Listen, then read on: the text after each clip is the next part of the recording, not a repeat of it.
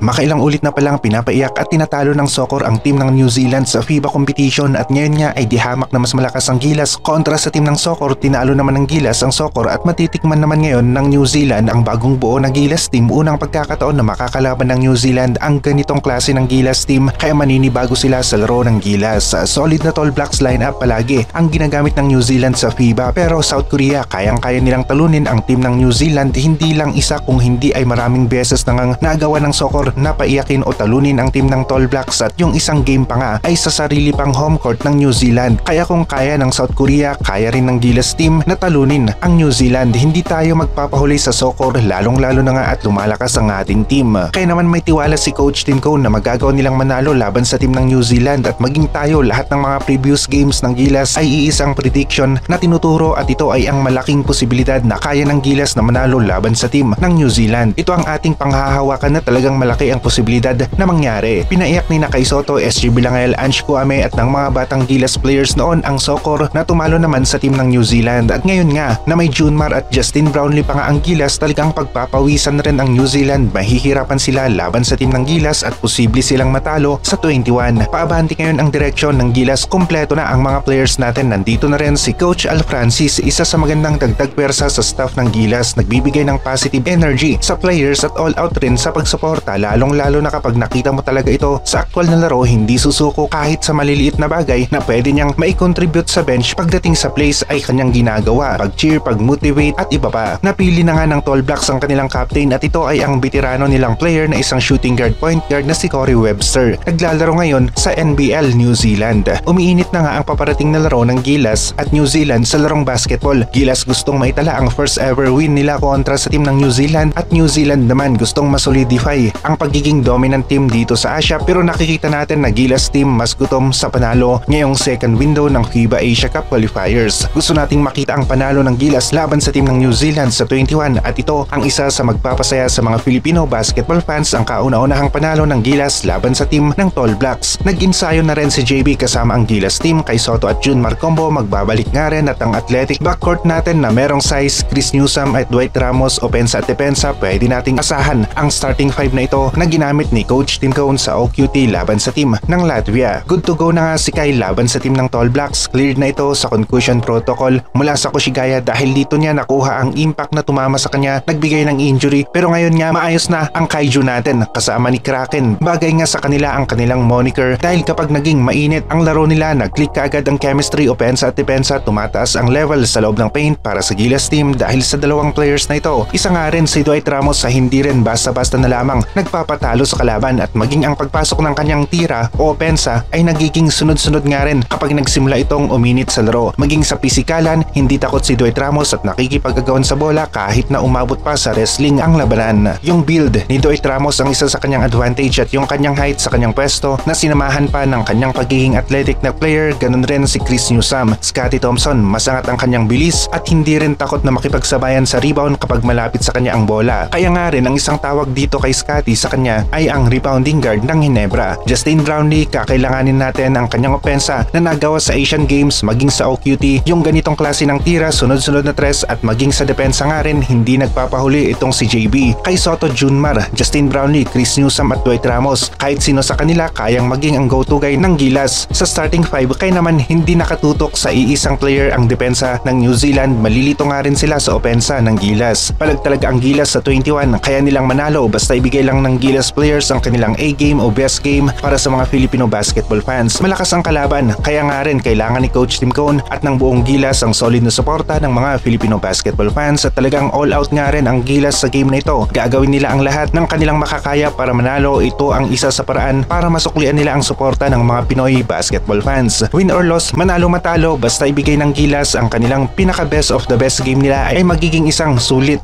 na game pa rin ito para sa mga Pinoy basketball fans. Noong nanalo ang team ng soccer laban sa team ng New Zealand ay present rin ang kanilang kasalukuyang captain ng New Zealand ngayon. Ang mga players na naglalaro sa NBL Australia at Japan B1 B-League, kaya malakas ang New Zealand na nakalaban ng soccer, pero South Korea nagaw nilang manalo. Kaya naman walang dahilan na hindi kaya ng Gilas na manalo laban sa team ng New Zealand ngayong second window ng FIBA Asia Cup qualifiers. Panig sa Gilas ang pagkakataon, home court natin, marami tayong players na pwedeng mag-init sa opensa at sa depensa naman. Asahan natin ang solidong depensa ng Gilas, hindi sila basta basta-basta bibigay sa sarili nilang home court at yung panalo talaga gusto nilang maibigay sa mga Filipino basketball fans.